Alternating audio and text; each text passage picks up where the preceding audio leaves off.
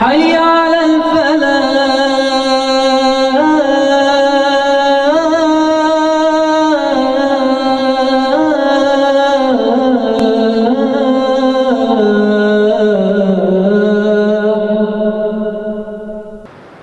یہ دور اپنے براہین کی تلاش میں ہے، صنم کدا ہے جہاں لا الہ الا اللہ۔ یہ موضوع ہے، مقرر ہیں احسن عفان عبدالغنی۔ احسن عفان آئے اور اپنے موضوع کو بیان کریں۔ السلام علیکم ورحمۃ اللہ وبرکاتہ۔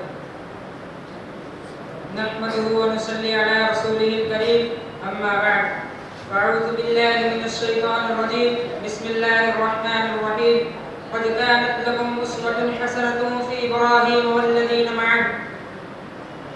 صدر مجلس اور حکم صاحبان اور اساتذہ محترم اور میرے پیارے بھائی اور دوستو، آج کی اس ششمائی انجمن میں جس موضوع پر لب کشائی کرنا چاہتا ہوں وہ ہے یہ دور اپنے براہین کی تلاش میں ہے۔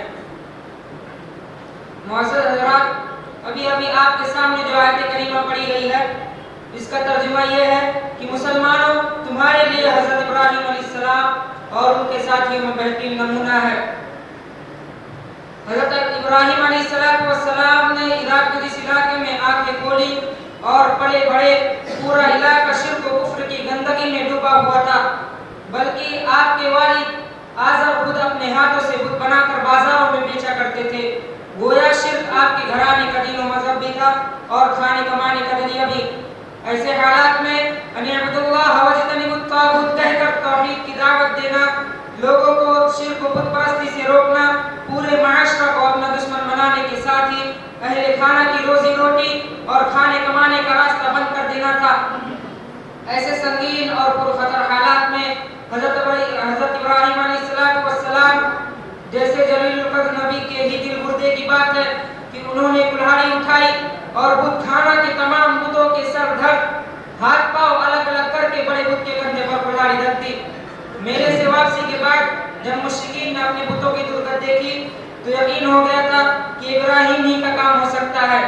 پھر کیا تھا، مجمع عام میں آپ کو حاضر کیا گیا۔ سوال و جواب میں جب مشرکین نے منہ کی کھائی اور کھانا ہی تھا، کیونکہ حق کے سامنے باطل نہ کبھی ٹکا ہے اور نہ ٹک سکتا ہے۔ ایسے ملا جواب شخص غصہ و غضب سے بے قابو ہو کر محض طاقت و قوت کے بلبوتے پر جو طریقہ اختیار کرتا ہے، مشرکین نے بھی بوخلاہٹ میں وہی طریقہ اپنایا اور چلا کر کہنے لگے، حرقوہ وانصروا آلہتکم ان کنتم فاعلین، اسے جلا دو اور اپنے خداؤں کی مدد کرو اگر تمہیں کچھ کرنا ہی ہے۔ اسلامی بھائیوں، آج اس ماحول میں ہم اس کا تصور بھی نہیں کر سکتے۔ بہرحال آگ جلائی گئی اور جب آگ کے شعلے آسمان سے باتیں کرنے لگے تو آپ کو آگ میں پھینکا گیا، مگر خلیل اللہ ابراہیم علیہ السلام کا ایمان دیکھیے، بڑے اطمینان و سکون کے ساتھ آگ میں ملک زبان تھے۔ حسبنا اللہ و نعم الوکیل، نعم المولا و نعم النصیر۔ بے خطر کود پڑا آتش نمرود میں عشق، عقل ہے محو تماشائے لب بام ابھی۔ چنانچہ بحکم خداوندی آگ کے شعلے اللہ کے خلیل کے لیے گلے گلزار بن گئے اور حضرت ابراہیم علیہ السلام بفضل الہی آگ سے بسلامت نکلے۔ جس وقت ابراہیم علیہ السلام نے آگ کھولی تھی اس وقت بتوں کی پوجا کی جا رہی تھی، مگر اس وقت سب سے بڑے بت نفس کی پوجا کی جا رہی تھی، اور اس نفس کی پوجا میں کیا اپنے اور کیا غیر سب برابر کے شریک ہیں۔ ارشاد باری تعالیٰ ہے، ارائیت الذی من اتخذ الہہ ہواہ، کیا دیکھا تو نے اس کو جس نے اپنا معبود اپنی خواہش نفس کو بنا لیا۔ علامہ اقبال نے کہا، بنایا بت پندار کو اپنا خدا تو نے۔ معزز ساتھیوں، یہود جسے قرآن نے مسلمانوں کا سب سے بڑا دشمن قرار دیا ہے اور ان پر مغضوب علیہم کی مہر لگا دی ہے، اپنی عیاری و مکاری، دغا بازی و فریب کاری کی بنیاد پر پوری دنیا کی باغ دوڑ اپنے ہاتھ میں لیے ہوئے ہیں۔ فلسطین کی سرزمین کو زبردستی قبضہ کر کے عربوں کے سینے پر ڈال در رہے ہیں، ہر فلسطینی کی زندگی تنگ کر رکھا ہے۔ انہی یہودیوں کے متعلق قرآن کہتا ہے، یا ایھا الذین آمنوا لا تتخذوا اليہود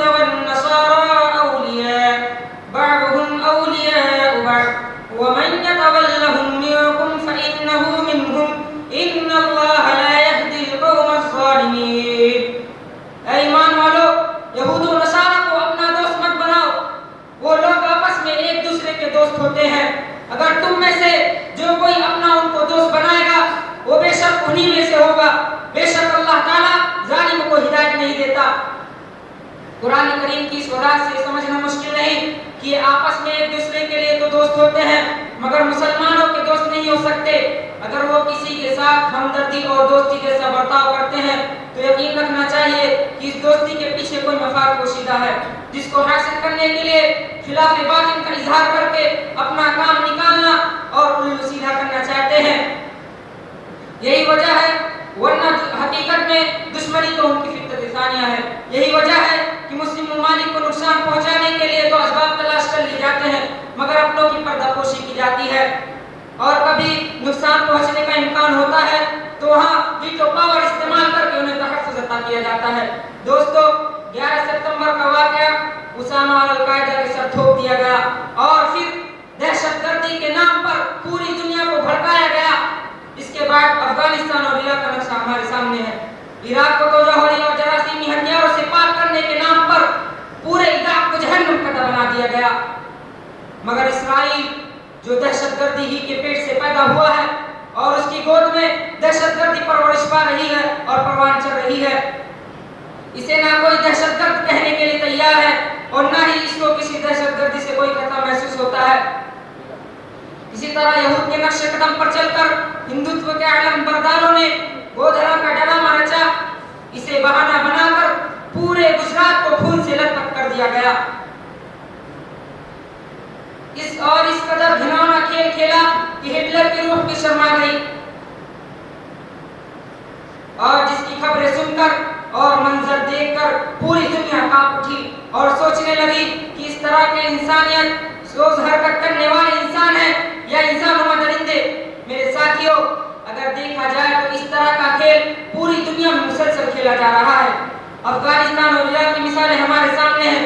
فلسطین کی حالت کسی سے چھپی نہیں ہے اور جو ممالک کے بروقت محفوظ ہیں وہ بھی بارود کی ڈھیر پر اور امریکہ کی رحم و کرم پر ہے. جس دن امریکہ کی ہاں میں ہاں ملانا بند کر دیں گے اس دن دیکھتے ہی دیکھتے ان کا بھی نقشہ بدل جائے گا. ان کا بھی نقشہ بدل جائے گا.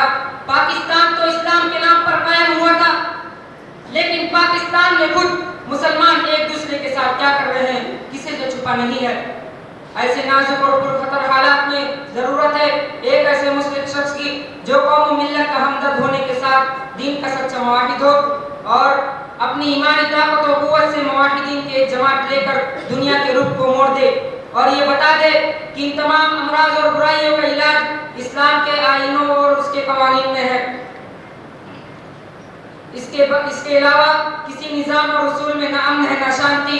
کاش آج بھی ہو جو براہیم سا ایما پیدا, آگ کر سکتی ہے انداز گلستہ پیدا. یہ دور اپنے براہیم کی تلاش میں ہے, صنم کدا ہے جہاں لا الہ الا اللہ. آخر میں اللہ تعالی سے دعا ہے کہ اللہ تعالی ہم سب کو سچا مسلمان بنائے اور اسلام اور مسلمانوں کی خدمت کی توفیق بخشے. آمین. وآخر دعوانا الحمدللہ رب العالمین. السلام علیکم ورحمۃ اللہ وبرکاتہ.